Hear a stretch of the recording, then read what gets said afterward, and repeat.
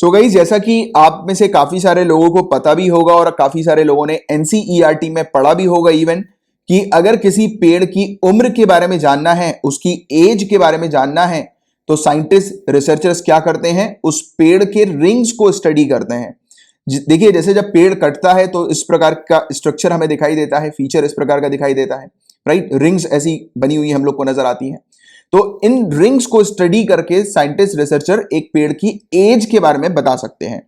But अब एक interesting study सामने आ रही है जिसके थ्रू साइंटिस्ट रिसर्चर्स का कहना है कि इन रिंग्स की स्टडी करके किसी क्षेत्र में फ्लड की आने वाले समय में, यानी कि बाढ़ की आने वाले समय में स्थिति होगी कि नहीं होगी, या फिर किसी क्षेत्र में सूखा की स्थिति होगी कि नहीं होगी, राइट। यानी कि सिंपल तौर से किसी क्षेत्र में पानी का लेवल आने वाले समय में बढ़ेगा या घटेगा, इसका भी अनुमान जो है वो लगाया जा सकता है पेड़ की रिंग्स को स्टडी करके। इवन पास्ट में, यानी कि पहले के समय पर किसी क्षेत्र में पानी का लेवल क्या था, पानी की स्थिति क्या थी, किसी क्षेत्र में बारिश कितनी हुआ करती थी या नहीं हुआ करती थी, इसका भी पता लगाया जा सकता है ट्री रिंग्स को स्टडी करके। इवन साइंटिस्ट रिसर्चर ने यह तक क्लेम किया कि आप 700 साल पुराने, यानी कि जो 700 साल पहले किसी क्षेत्र में बारिश की क्या स्थिति थी, राइट, या फिर किसी क्षेत्र में सूखे की स्थिति थी या नहीं थी, या किसी क्षेत्र में फ्लड था, बाढ़ थी, तो इसके बारे में भी पता लगाया जा सकता है पेड़ की रिंग्स को स्टडी करके।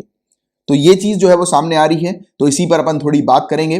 तो वर्तमान में एट प्रेजेंट ब्रह्मपुत्र नदी में आने वाली बाढ़ का अनुमान पिछले वर्ष प्रतिरूपों के आंकड़ों पर आधारित होता है, राइट। जैसे कि हम लोग देखते हैं कि ब्रह्मपुत्र नदी है, तो ब्रह्मपुत्र नदी पे अक्सर हम लोग को नजर आता है कि फ्लड लाइक सिचुएशन डेवलप होती है, राइट, फ्लड होती है, बाढ़ आती है।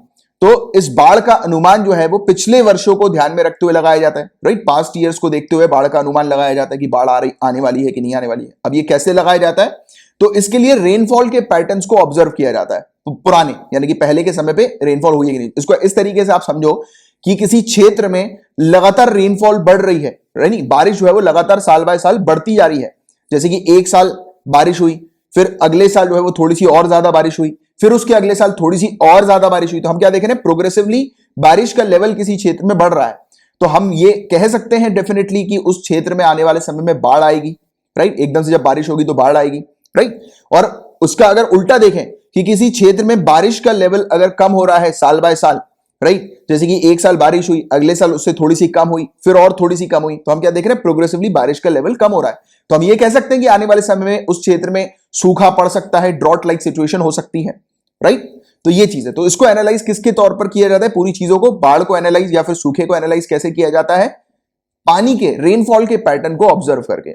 और रेनफॉल का पैटर्न किस तरीके से हम लोग ऑब्जर्व करते हैं, उसके लिए एक इंस्ट्रूमेंट भी है, आपने पढ़ा भी होगा, रेन गेज उसको कहते हैं। रेन गेज एक इंस्ट्रूमेंट होता है जिसके थ्रू पानी किस क्षेत्र में कितना गिरा है उसको रिकॉर्ड किया जाता है, और इस रिकॉर्ड को मेंटेन करके चला जाता है। और हम लोग जो है वो 1950 से मेंटेन करते हुए आ रहे हैं इस प्रकार के रिकॉर्ड को कि किसी क्षेत्र में बारिश का लेवल क्या है, राइट। बट अब साइंटिस्ट जो है वो एक इनोवेटिव आइडिया लेकर आए हैं जिसके तहत ट्री रिंग्स की मदद से, जैसा मैंने भी आपको बताया ये ट्री रिंग्स है, इसकी मदद से एनालाइज किया जा सकेगा फ्लड को, बाढ़ को, राइट, बाढ़ के बारे में पता लगाया जा सकेगा, राइट। और नई स्टडी जो है वो क्या सजेस्ट कर रही है, तो नई स्टडी ने एग्जामिन किया है ट्री रिंग्स को, यानी कि अभी जांच करी है इस पूरे ट्री रिंग्स की, और फिर पूरी पिक्चर रेनफॉल पैटर्न की पिछले 700 सालों की आ गई है सामने। 700 ईयर्स पुरानी जो पूरा जो डेटा है वो सामने आ गया इस ट्री रिंग्स को स्टडी करके। रिंग्स ने यह बताया है कि 1950 के बाद का जो पीरियड था वो सूखा होता हुआ नजर आ रहा था, और ये स्टडी जो है वो 1300 मतलब यानी कि 1300 का जो पीरियड था, मेडिवल एरा जो हम लोग को देखने को मिला था, तो उस पीरियड से पूरी स्टडी सामने आई। और जो पुराना जो समय था 1300 का, 1300 का, तो उस समय वेटियर पीरियड था, यानी कि बारिश वगैरह वहां पर ज्यादा होती थी, और आज की रेट में बारिश का लेवल जो है वो कम हो गया है। बट ट्री रिंग्स ने यह भी सजेस्ट किया है कि आज के अगर डेटा को अपन देखें 1950 से लेकर 1980s के डेटा तक अगर पर्टिकुलरली हम लोग देखें, तो ये ड्राई रीजन हम लोग को देखने को मिला था, राइट। और जनरली पास्ट की कंडीशन जो थी वो काफी ज्यादा वेट थी, यानी कि गीला हम लोग को देखने को मिलता था। बट एक और चीज ये भी सामने आ रही है कि आने वाला समय भी वेट होने वाला है, राइट, यानी कि आने वाले समय में भी बारिश और बढ़ने वाली है। अभी तक बारिश का पैटर्न जो है वो कम होता हुआ नजर आया, बट अब बताया जा रहा है कि बारिश का पैटर्न बढ़ता हुआ हमें नजर आएगा। बढ़ता हुआ नजर आने की जो वजह है वो ये है कार्बन डाइऑक्साइड का एमिशन, राइट। तो ये चीज भी साइंटिस्ट रिसर्चर ने बताई है। तो 2-3 स्टडी इसमें सामने आई है। एक तो हमने देख लिया, जैसे कि अगर आपसे बाय चांस एग्जाम में क्वेश्चन पूछ लिया जाए कि क्या फ्लड का पता लगाया जा सकता है, बाढ़ का पता लगाया जा सकता है किसी पेड़ को स्टडी करके, तो वो स्टेटमेंट आपका बिल्कुल करेक्ट होगा, क्योंकि ये एक रिसर्च जो है वो न्यूज में आई है, स्टडी न्यूज में आई है, राइट। कि पेड़ के रिंग्स के थ्रू आप पता लगा सकते हैं बाढ़ के बारे में या ड्रॉट के बारे में, सूखा के बारे में, राइट। दूसरी चीज कि अगर ब्रह्मपुत्र क्षेत्र की अगर हम लोग बात करें, क्योंकि यहां पर इसी क्षेत्र पर स्टडी हुई है, तो इस क्षेत्र पर आने वाले समय में बाढ़ की स्थिति होगी, राइट, क्योंकि वेटियर पीरियड हम लोग को आने वाले समय का देखने को मिलेगा, राइट। और पुराना जो समय था 1300 का, 1300 का, वो भी वेटियर था, बट वो धीरे धीरे करके ड्राई हुआ और अब फिर से वेटियर की स्टेट पे हम लोग जाएंगे। अब वेटियर की स्टेट में जाने का कारण जो है वो कार्बन डाइऑक्साइड का एमिशन बताया जा रहा है। तो इसके पीछे की वजह मैं आपको बताता हूं और इसको इजी तरीके से समझाता हूं कि क्यों आने वाले समय में बारिश जो है वो बढ़ेगी। तो देखो गाइस, उसकी वजह है carbon dioxide emission. Carbon dioxide emission से क्या हो रहा है कि टेम्परेचर लेवल इंक्रीज हो रहा है। और आपको सिंपल सा फिनोमेना पता है कि जब टेम्परेचर बढ़ता है तो क्या होता है, इवेपोरेशन होता है, राइट। आप पानी को गर्म करते हो, राइट, तो उससे क्या निकलती है, भाप निकलती है, और यही तो भाप है जो कि क्लाउड्स बनती है, राइट। तो इस तरीके से चीजों को आप समझो कि जब टेम्परेचर लेवल इंक्रीज हो रहा है तो भाप बनेगी, इवेपोरेशन होगा, और इवेपोरेशन होगा तो क्लाउड्स बनेंगे, और क्लाउड्स बनेंगे तो प्रेसिपिटेशन, रेनफॉल होगी। तो इसलिए कहा जा रहा है कि आने वाले समय में बहुत ज्यादा रेनफॉल हम लोग को देखने को मिलने वाली है, और फ्लड जो है वो ब्रह्मपुत्र नदी पे आने वाले समय में और बढ़ता हुआ भी अब नजर आएगा, राइट। तो ये ट्री रिंग किस प्रकार से हेल्प कर रही है, तो उस पर भी बात कर लेते हैं। तो जैसे कि जब पेड़ जब ग्रो करता है, पेड़ जब बड़ा होता है, तब इनकी जो रिंग्स हैं वो भी बढ़ने लगती हैं अकॉर्डिंगली, राइट।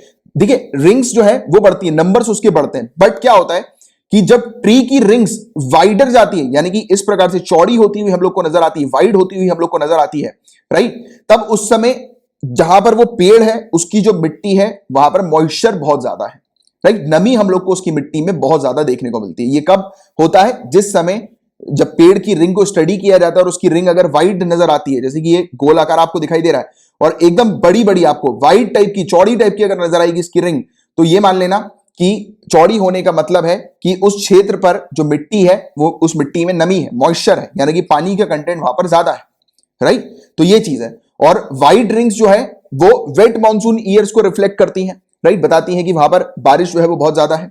और ड्राई मानसून में इसका उल्टा ही होता है, राइट। ड्राई यानी ड्रॉट लाइक सिचुएशन, जब सूखा वाली स्थिति आती है तब उस समय क्या होता है, इनकी जो रिंग्स जो होती है वो नैरो होती हैं, राइट, अंदर सिकुड़ने लगती है इनकी रिंग्स, राइट। अगर रिंग्स चौड़ी हो रही है, फैल रही हैं, तो यानी कि मानसून, और वहां पर बारिश की संभावना बहुत ज्यादा है, और अगर कम हो रही है तो वहां पर सूखे की संभावना है। तो इस तरीके से एनालाइज किया जाता है साइंटिस्ट रिसर्चर्स के द्वारा इस चीज को, और बताया जाता है कि किस प्रकार का क्लाइमेट जो है वो उस क्षेत्र पर हो सकता है। तो ये देखिए, ये ना ही सिर्फ ब्रह्मपुत्र नदी के लिए है, बल्कि कहीं पर भी किसी भी क्षेत्र में अगर कोई पेड़ है तो उस पेड़ के थ्रू अगर जानना है कि उस एरिया पर पानी का लेवल क्या है, तो उस पेड़ के रिंग्स के थ्रू पता लगाया जा सकता है। अगर पेड़ की रिंग्स अगर वाइड हैं, चौड़ी हैं, तो मतलब वहां पर पानी अच्छा है, और अगर सिकुड़ गई हैं तो पानी का लेवल कम है।